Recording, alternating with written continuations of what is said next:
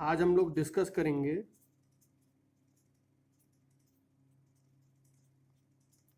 Capacitance. ना generally हम लोगों ने लास्ट चैप्टर में पोटेंशियल पढ़ा है और हम लोगों को पता है कि अगर मैं किसी बॉडी पे चार्ज देता जाऊं तो क्या होगा if we provide some charge on a conductor then its potential, जिसको हम V से डिनोट कर रहे हैं, राइजेस। तो फॉर एग्जांपल ये हमारा कंडक्टर है, इस पर मैं Q चार्ज देता हूँ तो ये Q चार्ज अपने आप को रीडिस्ट्रीब्यूट कर लेगा जैसा कि हमने पढ़ा है। और कहाँ पर कितना सरफेस चार्ज डेंसिटी होगी ये भी हम कैलकुलेट कर सकते हैं। और इसके आसपास सभी जगह पर, जिस जगह पर सरफेस चार्ज डेंसिटी ज़्यादा होगी उस जगह पर इलेक्ट्रिक फील्ड ज़्यादा होगी, जिस जगह पर सरफेस चार्ज डेंसिटी कम होगी उस जगह पर इलेक्ट्रिक फील्ड कम होगी। और इसके सरफेस पे एक वोल्टेज आ जाएगा V। अब सपोज से मैं इसको और चार्ज दूं तो क्या होगा? तो हम जानते हैं as more charge is provided then V will further increase। इसका वोल्टेज और बढ़ता जाएगा, वोल्टेज राइज करेगा जैसे जैसे Q की वैल्यू राइज करेगी। That means we can say Q is directly proportional to V. More is the charge, then more is the voltage on its surface, and that implies Q is equal to CV, where C is called constant of proportionality called capacitance। इस constant को हम लोग capacitance बोलते हैं। अभी हम धीरे धीरे समझेंगे कि ये असल में क्या डिनोट कर रहा है। So Q is equal to CV is one of the formula that we get. Now मैं चार्ज देता जाऊं, इसके चार्ज को होल्ड करने की एक लिमिट है। तो हम लोग बोल सकते हैं there is a limit to the amount of charge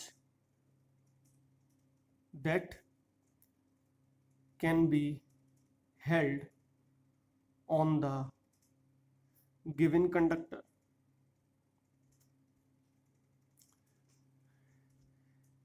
It is called capacitance। जैसा कि नाम से ही पता लग रहा है, कैपेसिटेंस ऑफ द कंडक्टर। ये कितना चार्ज होल्ड कर सकता है इसकी एक लिमिट है। और वो लिमिट कैसे डिसाइड होगी?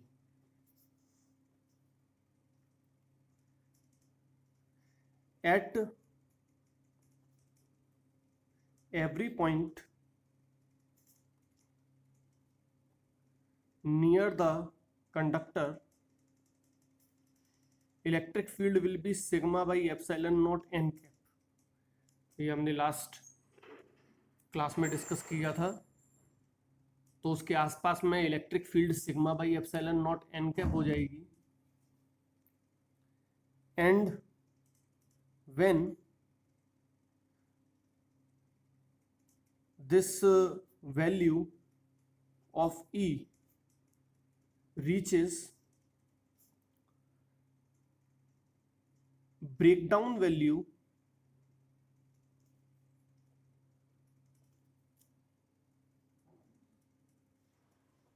of एयर, हम अज्यूम कर रहे हैं कि कंडक्टर हमारा एयर में रखा हुआ है, हम उसको चार्ज देते जा रहे हैं, उसका वोल्टेज बढ़ता जा रहा है, उसके आसपास की इलेक्ट्रिक फील्ड इंक्रीज होती जा रही है, और जब इलेक्ट्रिक फील्ड 3 × 10⁶ वोल्ट पर मीटर की वैल्यू पे पहुंचेगी, जो कि एयर की ब्रेकडाउन वोल्टेज है, तब क्या होगा?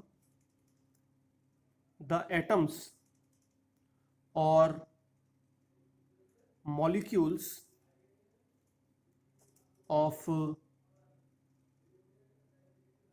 Surrounding air get ionized and the charge on the conductor gets neutralized or leaks away. तो चार्ज वो लीक हो जाएगा, जिसको हम लोगों ने कोरोना डिस्चार्ज बोला था. And this puts the limit that how much charge could be hold on a conductor. अब तो हम अभी तक बेसिकली ये बोल सकते हैं कि कैपेसिटेंस क्या है. Capacitance is the capacity of the conductor to hold the charge. तो हम सिंपली अभी तक जनरल डेफिनेशन में ये बोल सकते हैं कैपेसिटेंस की में, the capacitance of a conductor is the measure of its capacity to hold large amount of charge without running into high potential. तो यहां तक तो कोई दिक्कत नहीं है हमको. That capacitance of a conductor is the measure of its capacity to hold large amount of charge. लेकिन इसका मतलब क्या है? विदाउट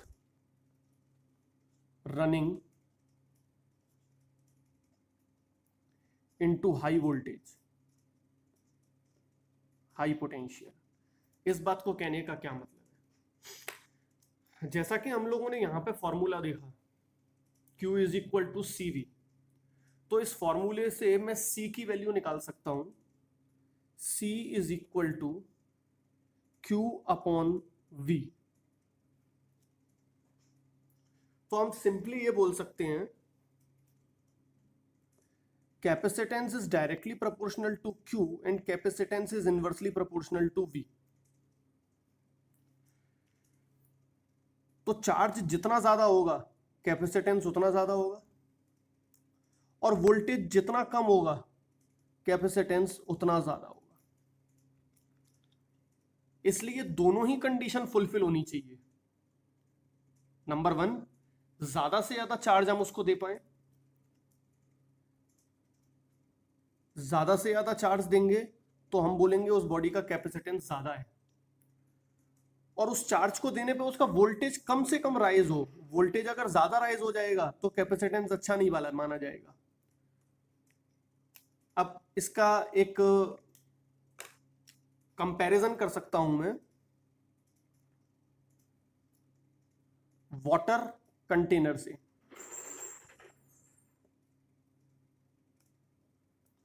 वाटर कंटेनर में लेवल ऑफ वाटर और अमाउंट ऑफ वाटर, दो चीजें।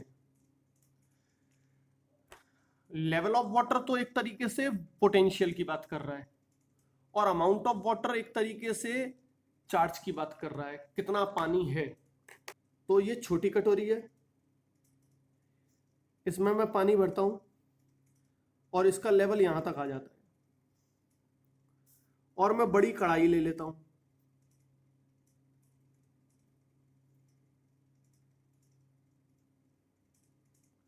पानी इतना ही है, अमाउंट ऑफ वाटर सेम है, लेकिन इसमें ये इतने लेवल पे ही आ गया पानी, इसमें यहां तक भर गया और इसमें यहां तक भर गया। इसकी कैपेसिटेंस अगर मैं C1 मानता हूं, इसका कैपेसिटेंस अगर C2 मानता हूं, तो ज्यादा कैपेसिटी किसकी है? C2 की सर। इस वाली की ज्यादा कैपेसिटी है, इसमें और चार्ज दे सकता हूं मैं। अब इसके कंपैरिजन में अगर मैं एक पॉन्ड ले लेता हूं, तो पॉन्ड की कैपेसिटी और ज्यादा है, और अगर मैं ओशियन ले लूं तो ओशियन की कैपेसिटी हाईएस्ट है। तो कैपेसिटी डिपेंड करेगी दो चीजों पे, एक तो हम चार्ज कितना दे रहे हैं और उसका लेवल कितना है। तो लेवल तो डिनोट कर रहा है एक तरीके से वोल्टेज को, यहां पर वोल्टेज V1, यहां पर V2। अगर मैं उतना ही पानी 250 ml पानी पॉन्ड में डालूंगा, तो पॉन्ड के पानी का लेवल बहुत ही कम चेंज होगा, इतना कम चेंज होगा कि हमको लगभग अप्रोक्सीमेटली पता भी नहीं लगे। क्यों? क्योंकि पॉन्ड की कैपेसिटी ज्यादा अच्छी है। अगर मैं ओशियन की बात करूं, तो ओशियन की कैपेसिटेंस बहुत ज्यादा है। Ocean can accommodate a huge amount of water without change in its level. So इसलिए हम लिख सकते हैं ocean can accommodate huge amount of water without any significant increase in its level। तो अमाउंट का काम कौन कर रहा है यहां पर? चार्ज। और लेवल का काम कर रहा है वोल्टेज। तो अमाउंट चार्ज मतलब, तो मैं इसी स्टेटमेंट को ऐसे लिख सकता हूं, अ गुड कैपेसिटर, एक अच्छा कैपेसिटर कौन सा होगा? A good capacitor is one which can accommodate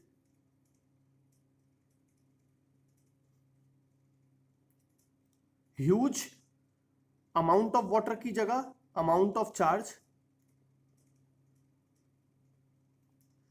without any significant increase in level की जगह without any significant increase in its, और लेवल की जगह यूज करूंगा मैं पोटेंशियल। तो अमाउंट की जगह तो मैं वाटर, अमाउंट ऑफ वाटर की जगह अमाउंट ऑफ चार्ज यूज कर रहा हूं, और लेवल की जगह पोटेंशियल यूज कर रहा हूं। और इसीलिए हमारी डेफिनेशन में ये सेकंड पार्ट आया है, the capacitance of a conductor is the measure of its capacity to hold large amount of charge without running into high voltage. मतलब चार्ज भी वो ले ले और उसका वोल्टेज भी राइज ना करे, उतने ही चार्ज पे मैं 1 कूलम चार्ज देता हूं दो कैपेसिटेंस को, दो बॉडीज पे, दो कंडक्टर पे। एक कंडक्टर का वोल्टेज तो हो जाता है सपोज से 100 वोल्ट, और दूसरे का हो जाता है 1 वोल्ट। तो कौन से का कैपेसिटेंस अच्छा है? चार्ज तो हमने सेम दिया है, 1 कूलम। 1 कूलम चार्ज देने पे पहले वाले कंडक्टर का वोल्टेज हो जाता है 100 वोल्ट, और सेम 1 कूलम चार्ज में अगर दूसरे कंडक्टर पे देता हूं और उसका वोल्टेज हो जाता है 1 वोल्ट। तो मैं इस तरीके से देख सकता हूं कि ये एक कंडक्टर है, ये एक कंडक्टर है, इस पर मैंने 1 कूलम चार्ज दिया और इस पर 1 कूलम चार्ज दिया, और इसका वोल्टेज हो गया 100 वोल्ट, और इसका वोल्टेज हो गया, इसका V1 और इसका वोल्टेज हो गया सपोज से 10 वोल्ट।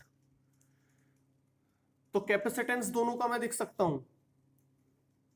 इसका कैपेसिटेंस अगर मैं देखूंगा तो C1 is equal to charge दिया 1 बाई वोल्टेज 100, और इसका कैपेसिटेंस C2 चार्ज दिया 1 कूलम वोल्टेज 10, तो ये हो गया 0.01 और ये हो गया 0.1। तो कैपेसिटेंस किसका ज्यादा है? सेकंड वाले का ज्यादा।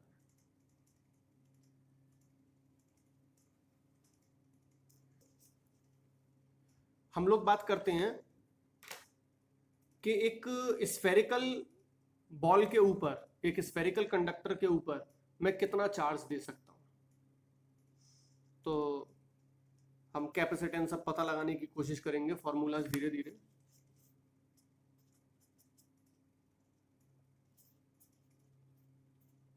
Capacitance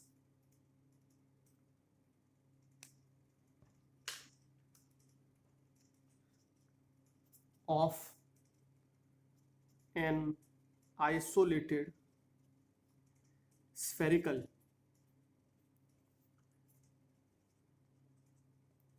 conductor।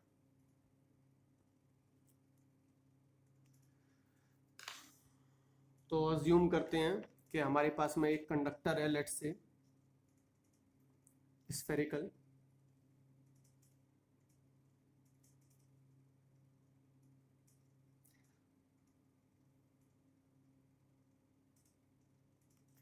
इसका रेडियस सपोज से कैपिटल आर है, capital R is the radius. हम इस पर चार्ज क्यू देते हैं, तो चार्ज क्यू अपने आप को डिस्ट्रीब्यूट कर लेगा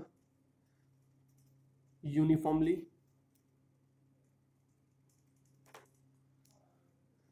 तो if capital Q is the charge on the surface of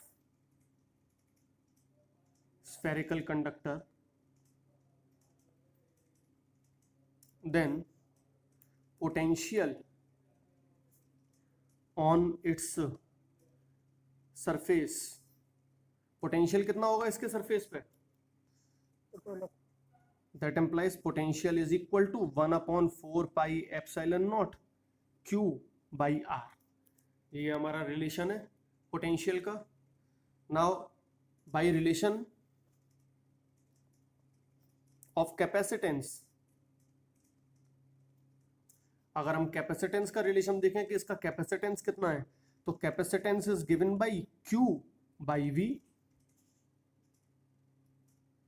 इसका मतलब क्या हो जाएगा? Q divided by 1/4 pi epsilon naught Q by R। That implies capacitance will be equal to 4 pi epsilon naught R, ऊपर चला जाएगा, Q से Q cancel हो जाएगा। That means capacitance will be equal to 4 pi epsilon naught R। तो एक isolated conductor का spherical होने चाहिए शेप, उसका कैपेसिटेंस होता है 4 पाई एप्सिलॉन नॉट R। तो यहां से हमको सीधा सीधा पता लग रहा है capacitance is directly proportional to radius. मतलब हमारा कंडक्टर जितना ज्यादा बड़ा होगा उतना ज्यादा उसके ऊपर चार्ज होगा। द कैपेसिटेंस डिपेंड्स ऑन, किन किन चीजों पे डिपेंड करता है? Number 1, size and shape of conductor. Size और शेप पे डिपेंड करेगा। Number 2, permittivity of medium in which it is kept,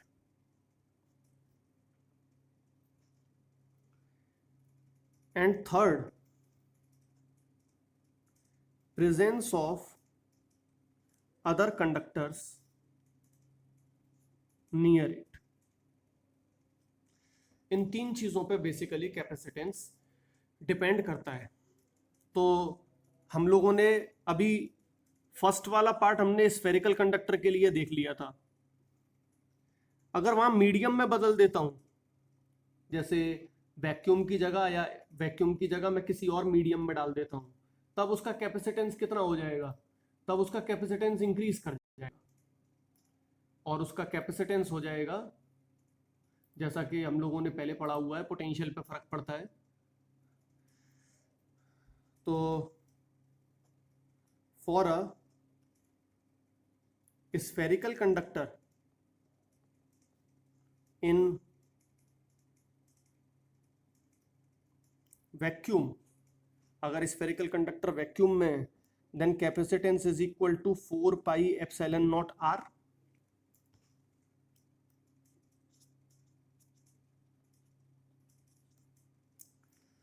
और अगर हम इसी को किसी मीडियम में रख दें, for the same conductor in medium will be equal to 4 pi epsilon naught epsilon r relative permittivity into capital R, या फिर हम इसको इस फॉर्मेट में भी लिख सकते हैं 4 pi epsilon naught kappa r। तो जितना भी डाइलेक्ट्रिक होगा मीडियम का, उतने टाइम्स इंक्रीज कर जाएगा।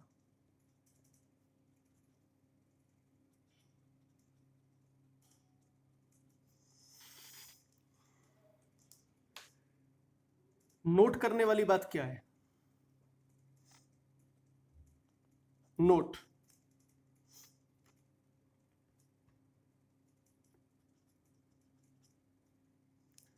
Capacitance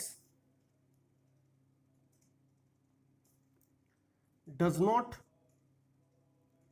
depend on the material of the conductor itself।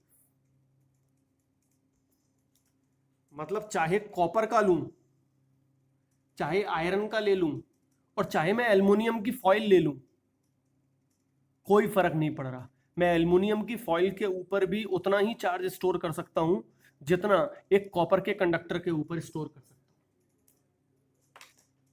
आसपास के मीडियम पर डिपेंड कर रहा है, लेकिन उस कंडक्टर का अपना मटेरियल क्या है, इस पर डिपेंड नहीं कर रहा है कैपेसिटेंस।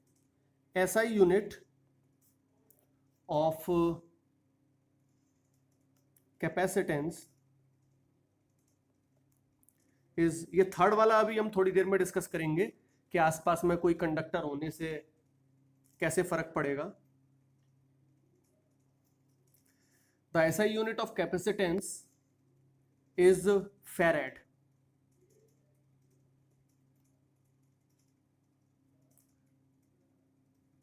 और किसी कंडक्टर का कैपेसिटेंस 1 फैराड कब कहलाएगा?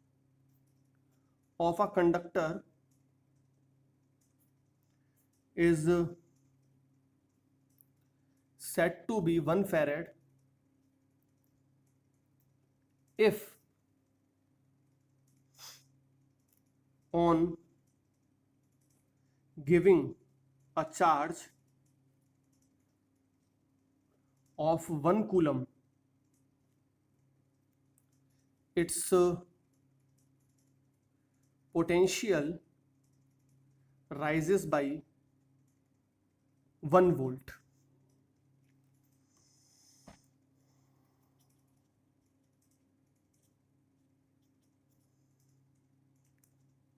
क्योंकि फॉर्मूला हमारा है C is equal to Q by V, तो if Q is equal to 1 coulomb and V is equal to 1 volt, then C is equal to 1 farad.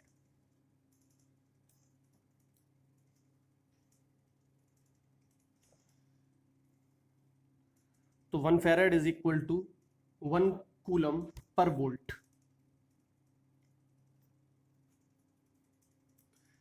अब अगर मैं एक कैपेसिटर चाहूं जिसकी कैपेसिटेंस 1 फैरेड हो, सपोज से मैं 1 कूलम चार्ज स्टोर करना चाहता हूं, तो मेरे को एक स्फेरिकल कंडक्टर लूंगा, उस कंडक्टर का साइज कितना लूं कि उसकी कैपेसिटेंस 1 फैरेड हो। तो हम लोग देख सकते हैं farad is a very big unit. Farad एक काफ़ी बड़ी बिग यूनिट है। देखते हैं, तो सपोज से मैं एक कंडक्टर चाहता हूँ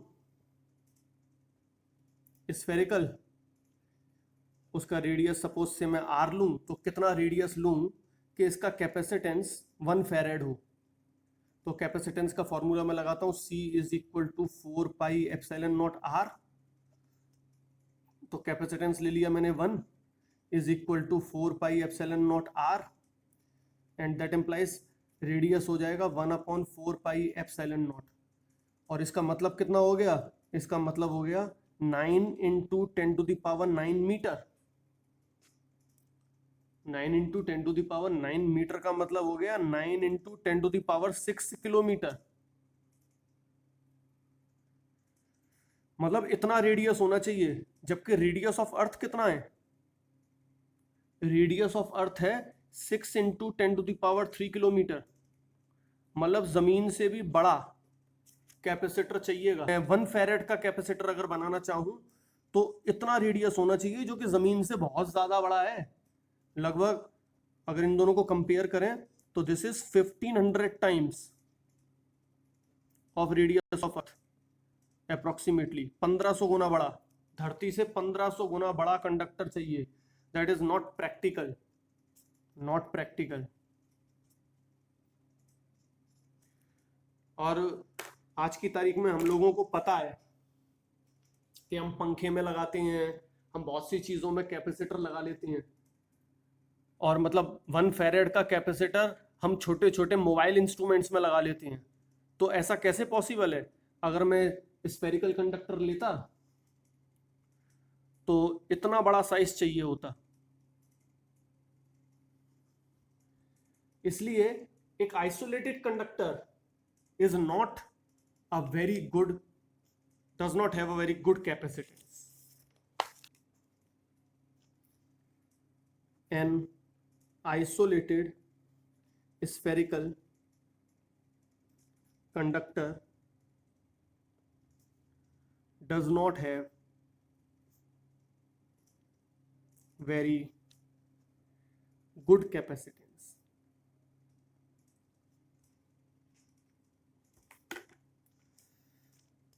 पहले हम लोगों ने ये देखा कि किसी भी कंडक्टर को जब मैं चार्ज दूंगा तो उसका वोल्टेज राइज करेगा, और हम इस चीज़ को लिख सकते हैं mathematically that Q is directly proportional to V, more is the charge, more is the potential on its surface. और Q is equal to CV, where C is the constant of proportionality called capacitance. लेकिन मैं कितना charge hold कर सकता हूँ किसी भी normal conductor पे? घर में रखे हुए एक छोटे से लोहे के टुकड़े पे मैं कितना चार्ज होल्ड कर सकता हूँ, उसकी एक कैपेसिटी है। अब वो कैपेसिटी डिपेंड करेगी कि किस टाइप के मीडियम में और कितना चार्ज मैं दे रहा हूँ, किस टाइप के मीडियम में मैंने उसको रखा हुआ है। फॉर एग्जांपल वैक्यूम में अगर मैं उसको रखता हूँ तो इलेक्ट्रिक फील्ड चार्ज कंडक्टर के चारों तरफ में हो जाती है sigma by epsilon not.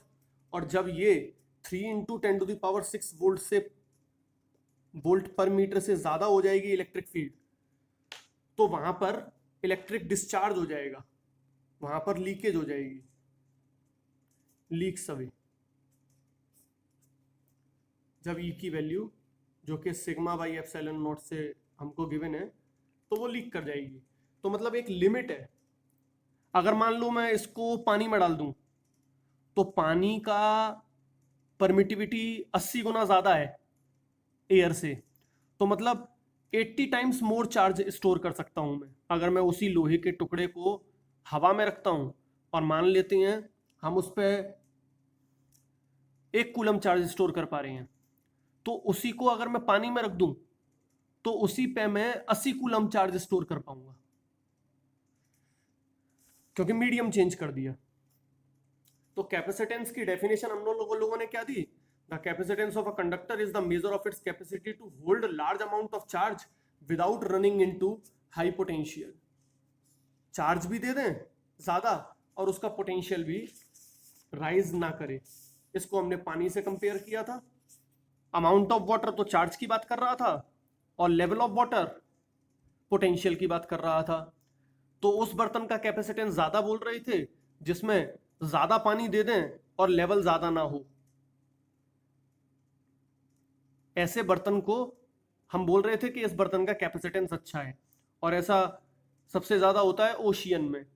Ocean में कितना भी पानी दे दो लेवल राइज नहीं करेगा। Amount of water will be more that is to be given to it, और लेवल राइज करेगा बहुत कम। तो इसीलिए कैपेसिटर की डेफिनेशन में हम लोगों ने क्या लिया कि वो ज्यादा चार्ज ले ले without running into high voltage, voltage ज्यादा ना बढ़े। फिर हम लोगों ने एक आइसोलेटेड स्फेरिकल कंडक्टर का कैपेसिटेंस निकाला कि जाहिर सी बात है कि चार्ज जो है कितना स्टोर करेगा कोई बॉडी, ये डिपेंड करेगा उसके शेप और साइज पे। शेप पे इसलिए डिपेंड करेगा क्योंकि सिग्मा की वैल्यू डिपेंड करेगी, जिस जगह पर नुकीला एरिया होगा वहां पर सिग्मा ज्यादा होगा। तो हमने एक जनरल केस ले लिया स्फेरिकल बॉडी। उस स्फेरिकल बॉडी पे हम कितना चार्ज होल्ड कर सकते हैं और उसका कैपेसिटेंस आ गया 4 पाई एप्सिलॉन नॉट आर। मतलब more is the radius more is the capacitance. फिर हम लोगों ने देखा कि हम 1 फेरेड चार्ज अगर मैं इसी बॉडी को किसी मीडियम में डाल दूं तो इसका कैपेसिटेंस इंक्रीज कर जाएगा।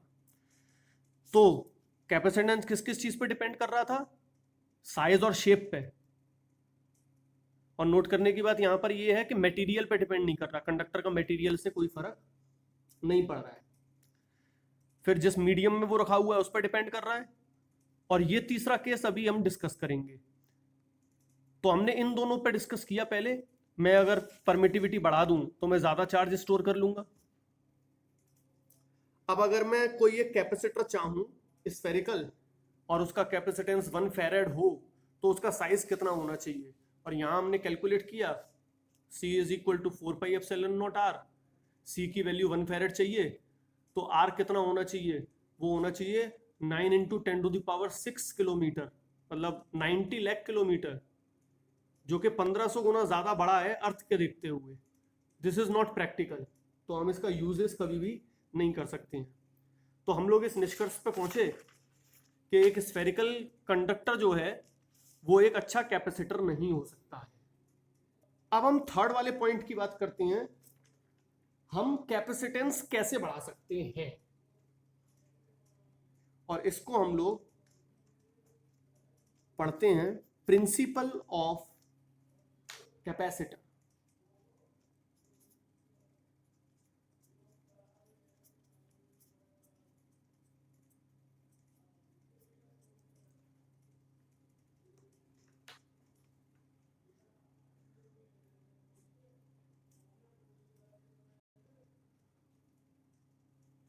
और प्रिंसिपल ऑफ कैपेसिटर सिंपली बोलता है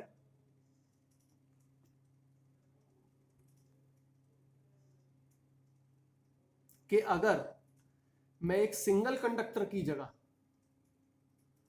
2 कंडक्टर ले लूं जो आसपास में रखे हुए हैं,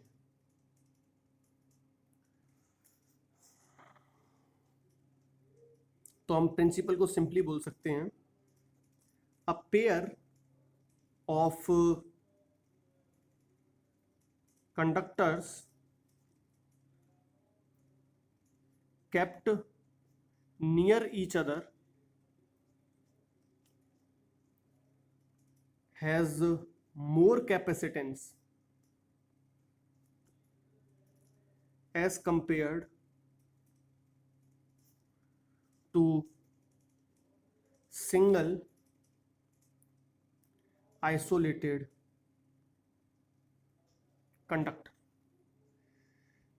एक से भले दो। ये ओवरऑल प्रिंसिपल वर्क कैसे कर रहा है, ऐसा क्यों हो रहा है, हम इस चीज को समझने की कोशिश करते हैं कि मतलब एक कंडक्टर ज्यादा चार्ज क्यों नहीं होल्ड कर पा रहा, उसके बगल में मैं थोड़ा सा दूसरा एक कंडक्टर ले आऊं तो उसका कैपेसिटेंस कैसे बढ़ जाएगा और क्यों वो ज्यादा चार्ज होल्ड कर पाएगा। ध्यान से समझना। सपोज से हमारे पास में एक ये कंडक्टर है ए और इसका कैपेसिटेंस है सी। एक्स वाई जेड हमने कैसे भी पता लगाया।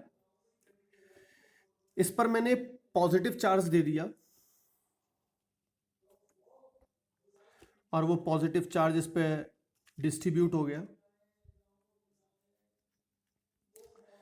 और इस पर चार्ज है Q और इसका वोल्टेज है V।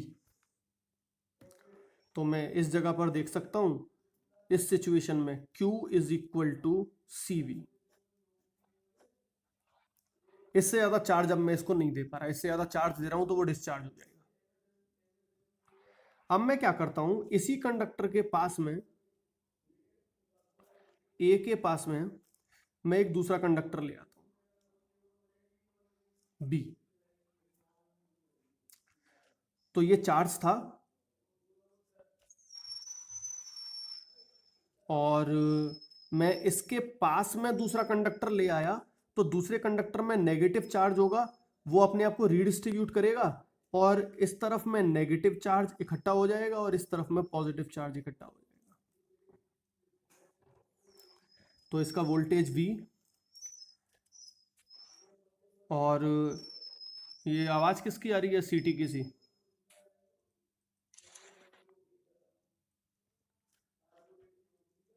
यहां पे चार्ज Q तो यहां पर चार्ज आ जाएगा -Q और यहां पर आ जाएगा +Q इंडक्शन से। अब मैं इस पे अगर वोल्टेज पता लगाऊं तो इस पे वोल्टेज कितना होगा, V तो था ही पहले पहले और इसकी वजह से वोल्टेज और इसकी वजह से वोल्टेज, तो मैं टोटल वोल्टेज इस पे लिख सकता हूं।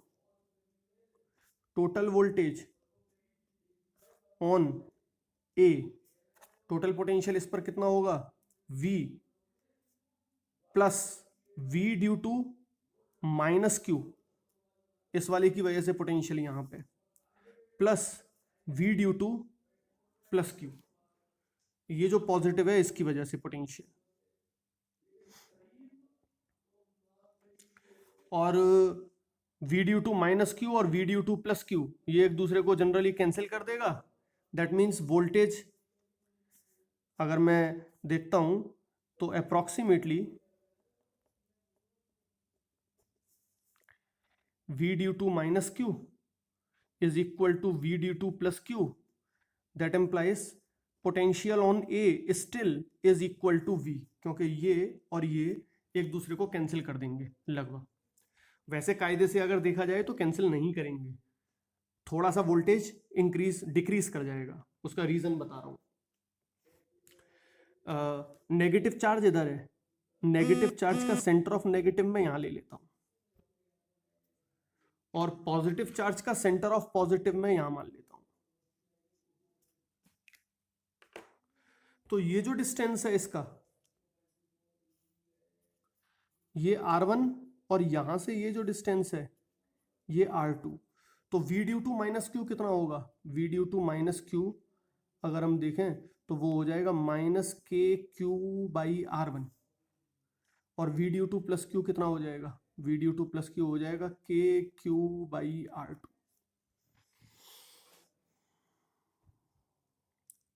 लॉजिकली तो ये होगा, लेकिन हम अप्रोक्सीमेशन में लेके चल रहे हैं कि साइज बहुत छोटा है, लगभग इनका नेगेटिव और पॉजिटिव का सेंटर मीट कर रहा है, तो यहां पर पोटेंशियल अभी भी वो ही बना रहा। मेरी बात क्लियर है सबको? तो कोई फायदा नहीं हुआ इसको हम पास में लेके आए तो। लेकिन अगर मैं ऐसा कर दूं थर्ड स्टेप में, ये मेरा कंडक्टर ए और ये मेरा कंडक्टर बी। और सिचुएशन क्या है कि इस पे पॉजिटिव डिस्ट्रीब्यूटेड है,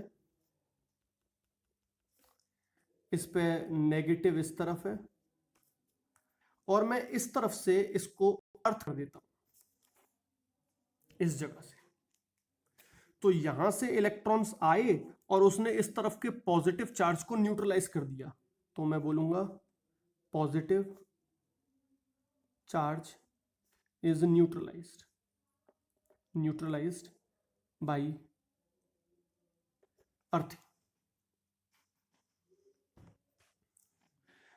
तो इसका पोटेंशियल अब कितना होगा, यहां मैं V डैश लेता हूं, तो V इक्वल टू V रहेगा, यहां V ले लेता हूं,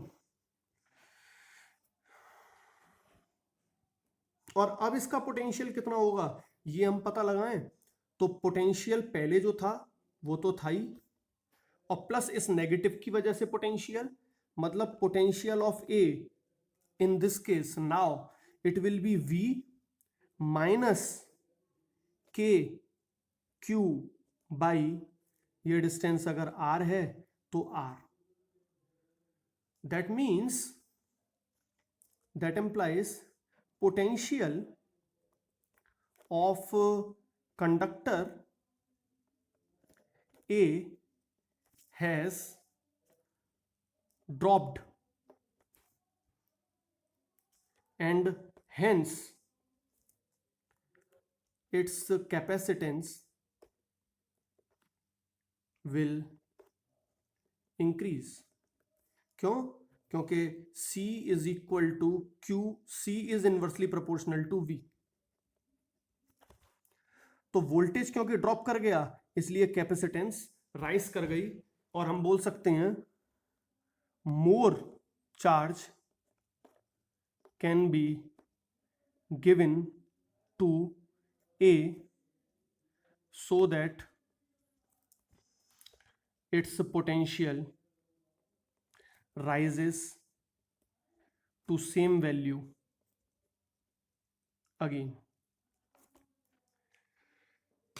तो शुरुआत में पोटेंशियल था V, फिर इसके पास में मैं दूसरा चार्ज ले आया, और बाद में इस जगह पर भी पोटेंशियल इसका रहा V। लेकिन जब मैंने इस तरफ से अर्थिंग कर दी दूसरे कंडक्टर की, राइट हैंड साइड के कंडक्टर की, जब अर्थिंग कर दी तो इसका पोटेंशियल हो जाएगा VA डबल डैश, और VA डबल डैश को मैं लिख रहा हूं V अपना potential,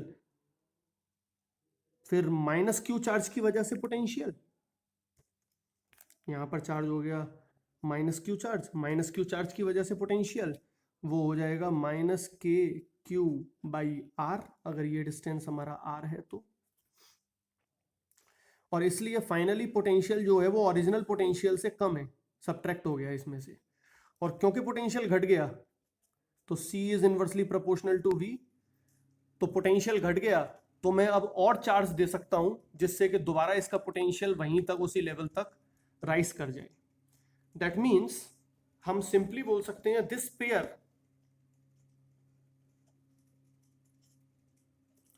pair of two conductors